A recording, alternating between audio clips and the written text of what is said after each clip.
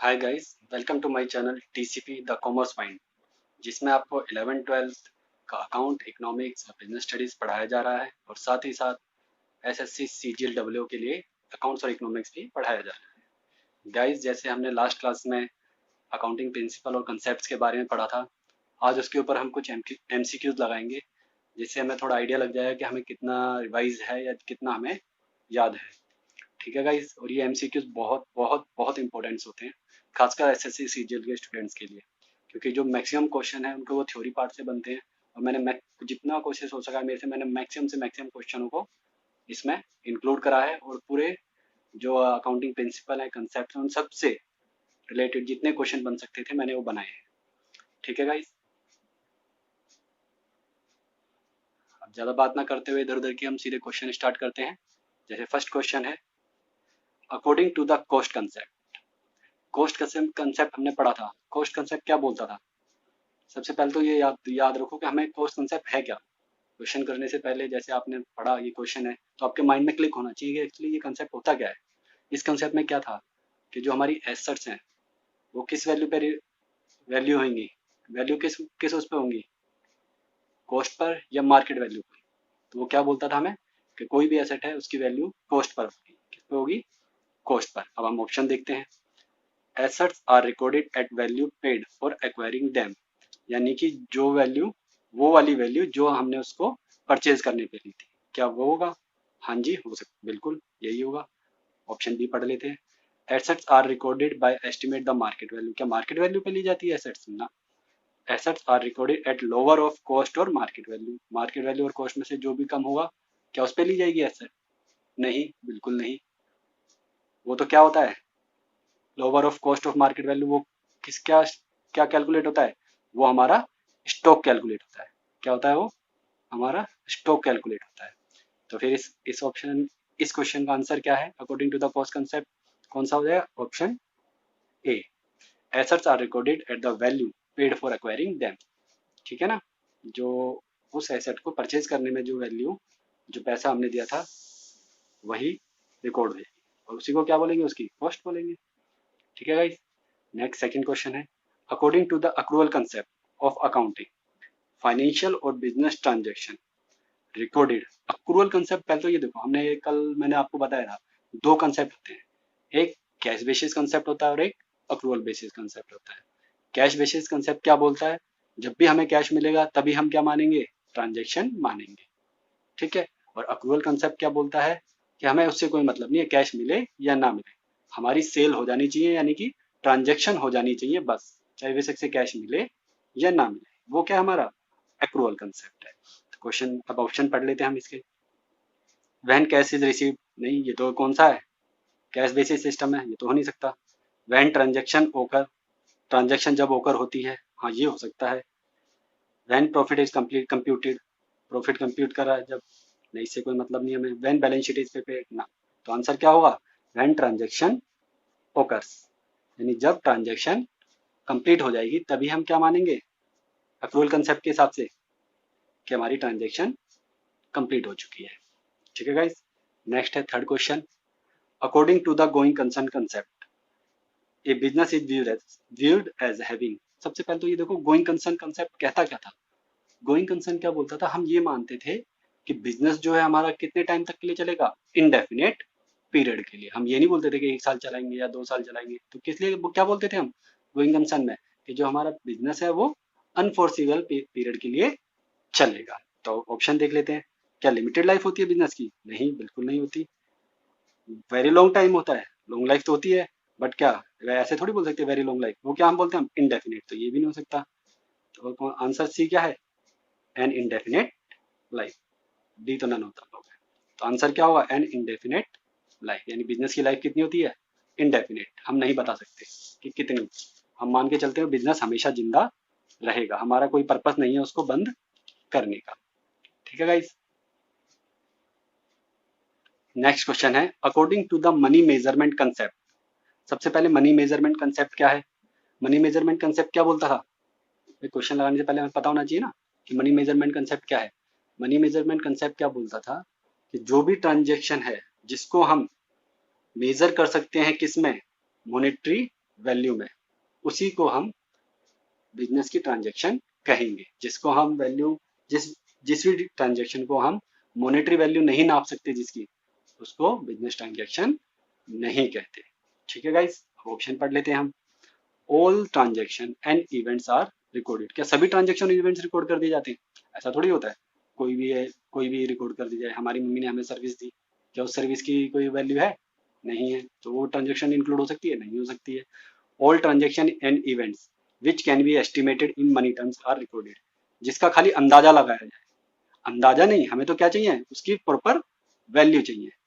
ठीक है guys, all transaction and events which can be measured in money terms. हाँ जी, सी इसका ऑप्शन है। ठीक है, सी ऑप्शन इसका आंसर है। All transaction and event which can be measured, क्या है इसमें लिखा हुआ? Measured in monetary terms are recorded in books of account. ठीक है गाइस, उसी को हम ट्रांजैक्शन बोलेंगे, और वही क्या है, मनी मेजरमेंट कंसेप्ट है। ठीक है, नेक्स्ट फिफ्थ क्वेश्चन है, according to business entity concept. सबसे पहले बिजनेस एंटिटी कंसेप्ट होता क्या है, ये पता होना चाहिए ना हमें। बिजनेस एंटिटी कंसेप्ट क्या है?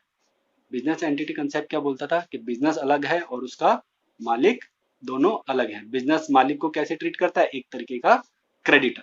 कैसे क्या करता है उसको? एक तरीके का क्रेडिटर ट्रीट करता है।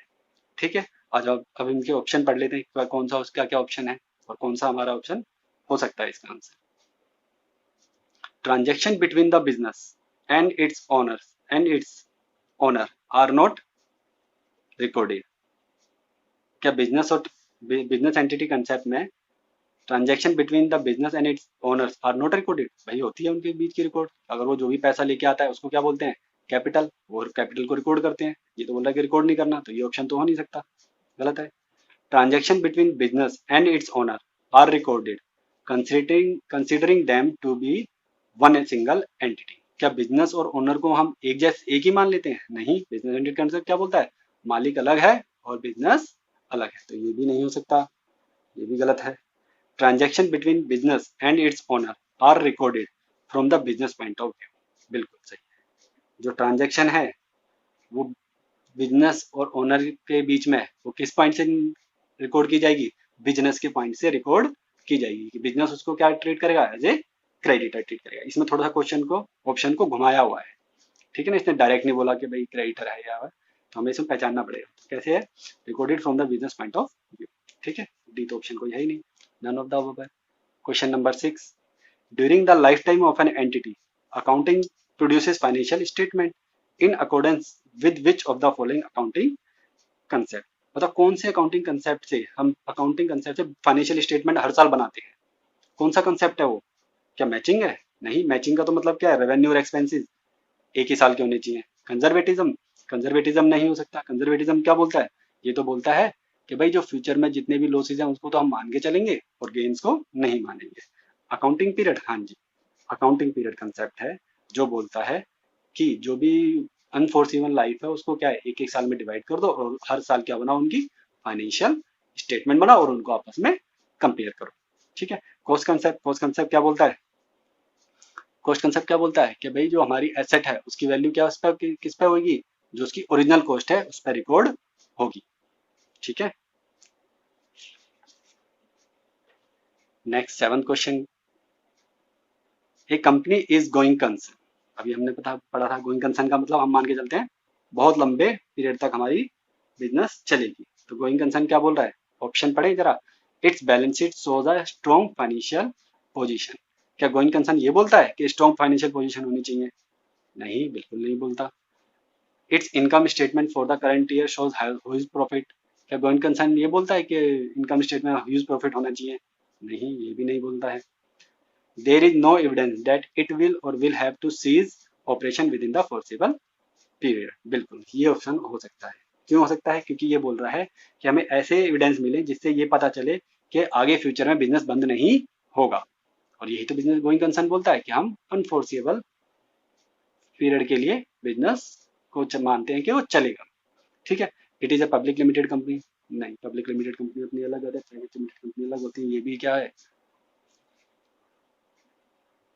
ठीक है, नेक्स्ट क्वेश्चन 8, द कन्वेंशन और कंजर्वेटिज्म टेक्स इनटू अकाउंट अभी बात बताई थी मैंने, कंजर्वेटिज्म क्या मान के चलता है कि हमें जो फ्यूचर में जो लॉस है वो तो हम मान के चलेंगे, मगर फ्यूचर में जो प्रॉफिट होने वाला है उनको नहीं मानेंगे। वो क्या है हमारा कन्वेंशन ऑफ कंजर्वेटिज्म। अब हम जरा देखें इसके ऑप्शन कौन कौन से हैं। All prospective profits and prospective loss. क्या लॉस और प्रॉफिट दोनों को मान के चलता है कंजर्वेटिज्म? नहीं, बिल्कुल नहीं। All prospective profit and leaves out loss, leaves out prospective losses. Profit को तो मान लेंगे मगर लॉसेस को नहीं मानेंगे, तो उल्टा बोल दिया हमने। हम क्या हम कहते हैं कि लॉस को मानना है, प्रॉफिट को नहीं मानना है।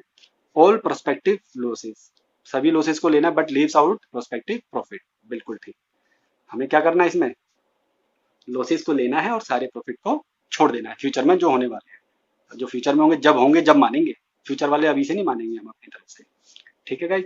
नेक्स्ट 9 क्वेश्चन है IFRS, मैंने बताया था इंटरनेशनल फाइनेंशियल रिपोर्टिंग सिस्टम। ये किस बेस के होते हैं, ये क्वेश्चन शायद मैंने उसमें कवर नहीं करा था, तो इसको मैंने क्वेश्चन में कवर कर लिया। IFRS क्या होते हैं, ये प्रिंसिपल बेस अकाउंटिंग स्टैंडर्ड्स होते हैं। क्या होते हैं ये, प्रिंसिपल बेस अकाउंटिंग स्टैंडर्ड होते हैं। इनको याद रखना, IFRS क्या होते हैं, प्रिंसिपल बेस्ड अकाउंटिंग स्टैंडर्ड्स होते हैं।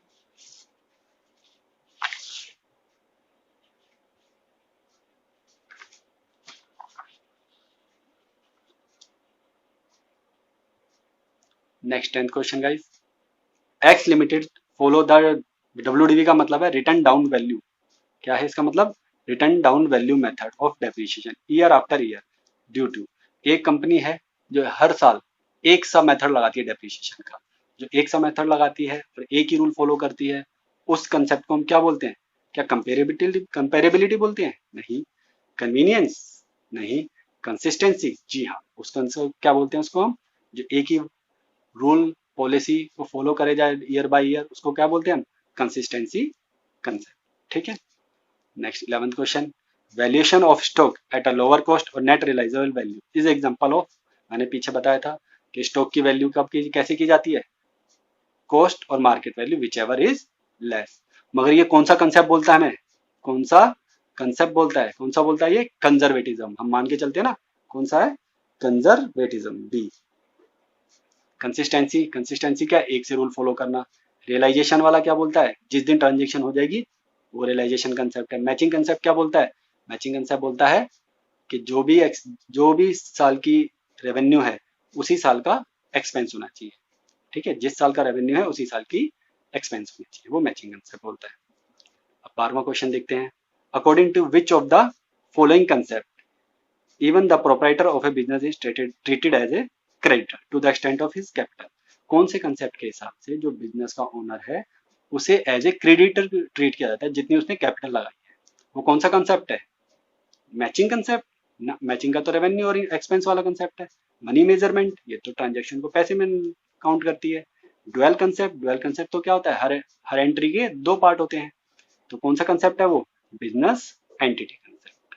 कौन सा कहलाएगा वो, बिजनेस एंटिटी कंसेप्ट। वो क्या बोलता है, बिजनेस अलग है, उसका मालिक अलग है, बिजनेस अपने मालिक को क्या करेगा, एक तरीके से क्रेडिटर ट्रीट करेगा। Next question number 13, according to the going concern concept. जो गोइंग कंसर्न कंसेप्ट है वो क्या बोलता है हमें, जरा देख लेते हैं हम। Assets are recorded at cost and are depreciated over their life. हो सकता है assets are valued at their market value at the year end. तो पहली बात तो एसेट्स को हम मार्केट वैल्यू पर कभी भी लेते ही नहीं है। ठीक है। C, assets are value at their market value, market value पे हम एसेट को कभी लेते ही नहीं है, चाहे उस पर डेप्रिसिएशन फिर चाहे लगाएं चाहे ना लगाएं। Assets are recorded at cost, हमेशा कॉस्ट पर रिकॉर्ड की जाती है और उस पर डेप्रिसिएशन लगाया जाता है। ये भी गोइंग कंसर्न है। क्यों गोइंग कंसर्न क्यों है, क्योंकि गोइंग कंसर्न का मतलब है बहुत लंबे टाइम तक हमारा बिजनेस चलेगा। इसी वजह से मैंने बताया था दो ऑप्शन आए थे, एक कैपिटल एक्सपेंडिचर, एक रेवेन्यू एक्सपेंडिचर। कैपिटल एक्सपेंडिचर माने जो हम एसेट परचेज करते हैं, तो वो क्या है, एसेट्स आर रिकॉर्डेड, उसमें क्या होगी और वो एसेट किस पर रिकॉर्ड की जाती है, कॉस्ट पर रिकॉर्ड की जाती है और डेप्रिसिएशन पर हर साल लगता है। ठीक है गाइस, ये क्वेश्चन नंबर 13 था हमारा, ये भी कंप्लीट हो गया।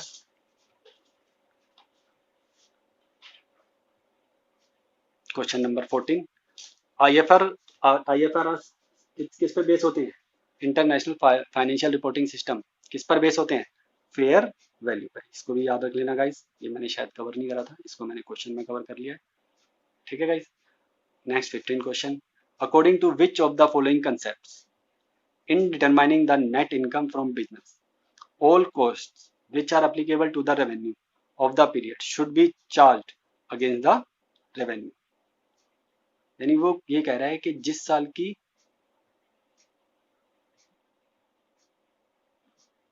हाँ ठीक है गाइस, क्या क्या चल रहा था हमारा कि जो भी कॉस्ट है वो क्या है उसी साल के रेवेन्यू से मैच करनी चाहिए। तो वो कौन सा कंसेप्ट बोलता है हमारा, कौन सा है, मैचिंग कंसेप्ट। कौन सा है, matching concept.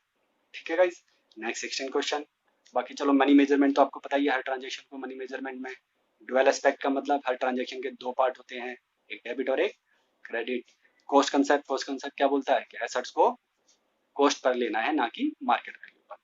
Question number 16, the business और income entity sorry economic entity concept is applicable to.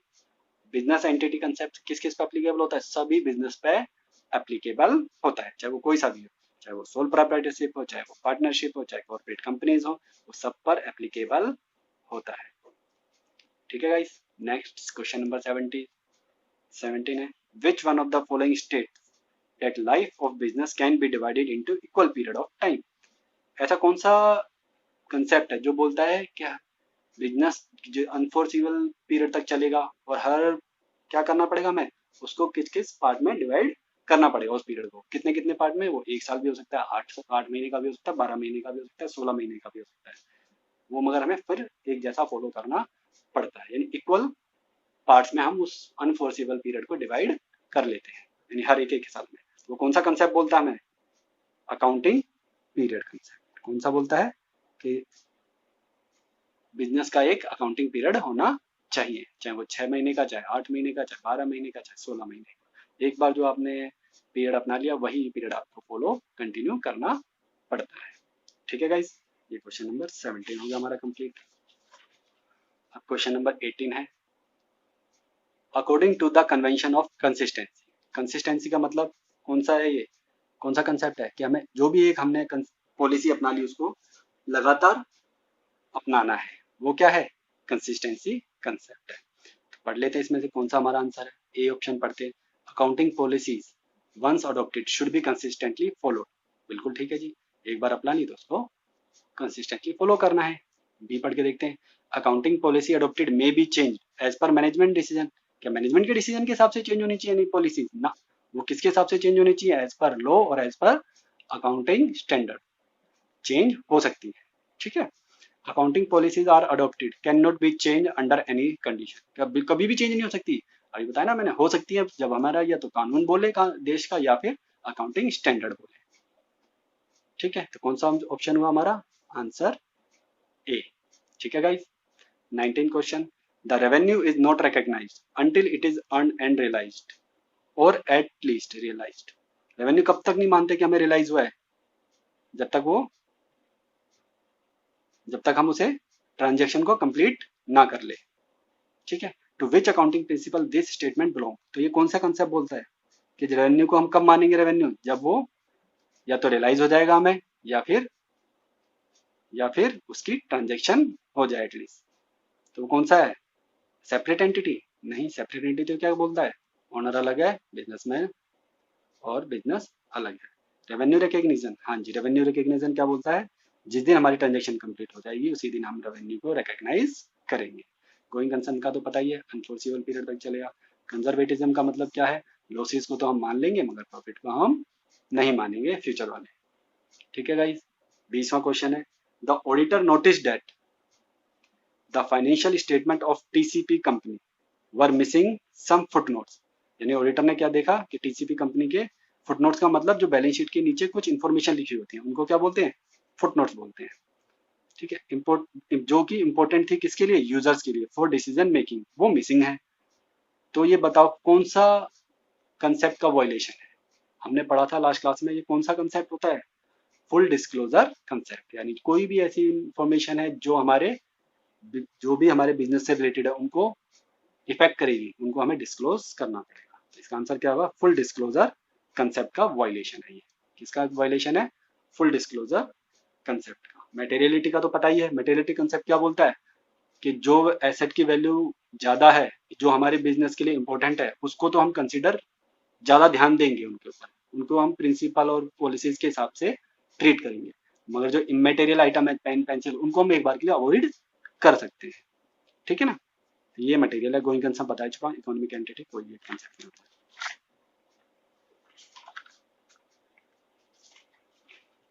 Next question है 21। The TCP enterprise reported all it's asset in balance sheet at market value. TCP enterprise ने क्या करा, अपनी अब सारी की सारी एसेट्स किस पे लगा दी, मार्केट वैल्यू पे दिखा दी। तो बताओ वो कौन से एक्शन का वायलेशन है, कौन से उसका एक्शन का क्या, कौन से कंसेप्ट का वायलेशन है, बताओ। क्या मार्केट वैल्यू पे दिखाई जाती है एसेट? नहीं, किस पे दिखाई जाती है, अपनी कॉस्ट पे दिखाई जाती है। और वो कौन सा कंसेप्ट कहलाता है, मटेरियलिटी ना, मटेरियलिटी तो नहीं। कंजर्वेटिज्म ना, ना। फुल डिस्क्लोजर वो कौन सा कंसेप्ट है, कॉस्ट प्रिंसिपल और हिस्टोरिकल कॉस्ट। ठीक है गाइस। मटेरियलिटी का भी पीछे बताया था मैंने, कंजर्वेटिज्म में हम लॉसेस को मानते हैं, प्रॉफिट को नहीं मानते जो फ्यूचर में होने वाले। फुल डिस्क्लोजर में यानी कि सारी इंफॉर्मेशन हमें देनी होती है। Next 22 question. Which accounting principle concept allows accountant to ignore other accounting principle concept if the amount in question is immaterial? यानी कि ये कह रहा है कि अगर कोई छोटी मोटी आइटम है तो ऑडिटर उसको अवॉइड कर सकता है। वो कौन सा कंसेप्ट बोलता है, अभी मैंने पीछे बताया था, वो कौन सा कंसेप्ट बोलता है, मटेरियलिटी कंसेप्ट। कौन सा बोलता है, मटेरियलिटी कंसेप्ट। मटेरियलिटी कंसेप्ट में जो छोटी मोटी चीजें होती है, मटेरियल चीजें होती है, उनको हम कंसीडर नहीं करते।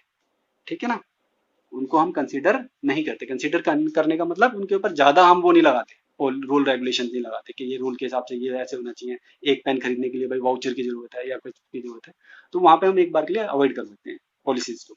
ठीक है, ऑडिटर उनको उधर अवॉइड कर सकता है। इसी से रिलेटेड एक और क्वेश्चन है मटेरियलिटी से। Which question number 23, which of the following is taken into account while determining the materiality of an amount. हमें कैसे पता चलेगा कि कौन सा अमाउंट मटेरियल है या कौन सा नहीं है, वो कैसे पता चलेगा हमें, वो देखते हैं। साइज ऑफ द अमाउंट, बिल्कुल अमाउंट बड़ा है तो वो मटेरियल है। Cumulative effect of all immaterial items, जो छोटी छोटी आइटम है उन सब का मान लो जोड़ बहुत ज्यादा हो जाए, क्या ना, क्यूमुलेटिव इफेक्ट ऑफ ऑल है, ये भी कंसीडर करना पड़ता है हमें मटेरियलिटी कंसेप्ट में। Nature of the amount in question, भाई जो अमाउंट है उसका नेचर क्या है, ये भी हमें देखना पड़ता है कि वो फिक्स्ड एसेट के लिए परचेज किया गया, किस चीज के लिए यूज किया गया। तो यानी कि इसका आंसर क्या हुआ, ऑल ऑफ द अबव। यानी कि मटेरियलिटी में हम ये सारी चीजें देखते हैं। ठीक है ना, मटेरियलिटी कंसेप्ट में। Question number 24, which of the following is not regarded fundamental concept. इनमें से ऐसा कौन सा है जो फंडामेंटल कंसेप्ट नहीं है, देखते हैं जरा। गोइंग कंसर्न, ये तो होता है। सेपरेट एंटिटी, ये भी होता है। कंजर्वेटिज्म, ये भी होता है। करेक्शन, ये पता नहीं ये कहाँ से है, ये तो कोई नया ही कंसेप्ट आ गया, ये नहीं होता। ठीक है, तो आंसर क्या होगा, डी। आंसर क्या होगा, D. Next question 25, the revenue recognition dictates that all type of income should be recorded. Revenue recognition क्या बोलता है कि कौन सी ट्रांजैक्शन को, कौन सभी इनकम को कब रिकॉर्ड करना चाहिए, जब हमारी ट्रांजैक्शन हो जाए, जब हमारी ट्रांजैक्शन हो जाए। जिस दिन कैश रिसीव हो, नहीं। At the end of accounting period, क्या साल के एंड में, बिल्कुल नहीं। व्हेन दे अर्नड, बिल्कुल। व्हेन दे अर्न, ट्रांजैक्शन से जब मैं, या तो ट्रांजैक्शन हमारी जब क्या हो जाए, कंप्लीट हो जाए, तब मानते हैं। क्या इंटरेस्ट मिले तब, इंटरेस्ट से तो कोई रिलेशन ही नहीं है। ठीक है ना। रेवेन्यू का कब माना जाता है कि रेवेन्यू हमें मिल जाएगा, जब वो या तो हमें मिल जाए या फिर वो ट्रांजैक्शन कंप्लीट हो जाए, तब हम मानते हैं रेवेन्यू रिकग्निशन। ठीक है guys. Question number 26, the allocation of owners private expenses to his her business wallet. यानी क्या कह रहा है ये क्वेश्चन, कि जो उसके ओनर्स के अपने पर्सनल खर्चे थे ना, उसने क्या अपने बिजनेस में दिखा दिए। ऐसा कर सकते हैं कोई, बिल्कुल नहीं कर सकते। क्यों, क्योंकि बिजनेस अलग है और ओनर अलग है। तो ये कौन से कंसेप्ट का वायलेशन है, सेपरेट एंटिटी का। कौन सा है, सेपरेट एंटिटी का। ठीक है गाइस। एक्रूअल तो क्या बोलता है कि हमें चाहे कैश मिले ना मिले, ट्रांजैक्शन कंप्लीट हो जानी चाहिए, तभी हम मान लेते हैं कि हमें हमारी सेल हो गई है। ठीक है ना। मैचिंग का तो आपको बता ही दिया है, क्या होना चाहिए, रेवेन्यू भी उसी साल का, एक्सपेंस और उसी साल का रेवेन्यू होना चाहिए। कंसिस्टेंसी का यानी एक सी पॉलिसीज हमें फॉलो करनी है। Next question 27, financial information should be neutral and bias free is the dictation of which of the following. यानी फाइनेंशियल इंफॉर्मेशन है वो क्या होनी चाहिए, न्यूट्रल होनी चाहिए, एक जैसी होनी चाहिए, बाइस फ्री, उसमें कोई किसी का पर्सनल इंटरेस्ट नहीं होना चाहिए। तो वो कौन सा है? कंप्लीटनेस कंसेप्ट, ये तो कोई सा होता नहीं है, ये तो हो ही नहीं सकता आंसर। फेथफुलनेस, ये भी कोई नहीं होता। तो वो कौन सा कंसेप्ट है? ऑब्जेक्टिव। कौन सा है? ऑब्जेक्टिव। ऑब्जेक्टिव भी, ऑब्जेक्टिव कंसेप्ट ही क्या बोलता है कि उसमें क्या होना चाहिए?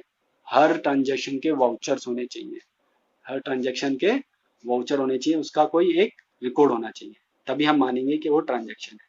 नहीं तो उसमें क्या है, कोई भी कुछ भी दिखा देगा, लो जी मैंने 1 लाख का ये परचेज कर लिया, बिना वाउचर के हमने 1 लाख का 2 लाख का ये परचेज कर लिया, तो उसमें पर्सनल इंटरेस्ट उसमें जुड़ जाता है।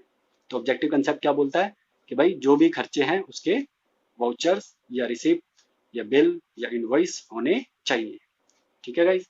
Question number 28, balance sheet is a statement of, balance sheet में क्या क्या होता है? एसेट होती है, लाइबिलिटीज होती हैं और कैपिटल होता है, ये तीनों चीज होती है। तो आंसर क्या होगा? All of the above. ठीक है गाइस, आज के लिए हमने मैक्सिमम से मैक्सिमम कोशिश करी है कि आपके सारे के सारे जितने भी कंसेप्ट थे सबको कवर किया जाए, और कोशिश करा मैंने एक भी ना छूटे। ठीक है गाइस, इससे रिलेटेड ऐसे ही क्वेश्चन बनने हैं, इससे अलग और कुछ क्वेश्चन नहीं बनने। कुछ और क्वेश्चन है आप ट्राई कर सकते हो, अगर आपको कोई प्रॉब्लम हो तो उसे कमेंट सेक्शन में मुझसे पूछ भी सकते हो। ठीक है गाइस, मैं आप आज के लिए बस इतना ही काफ़ी है, और मैं आप सबसे रिक्वेस्ट करूंगा हमारे चैनल को शेयर सब्सक्राइब जरूर कीजिए, और वीडियो को लाइक करना मत भूलिए। Thank you guys.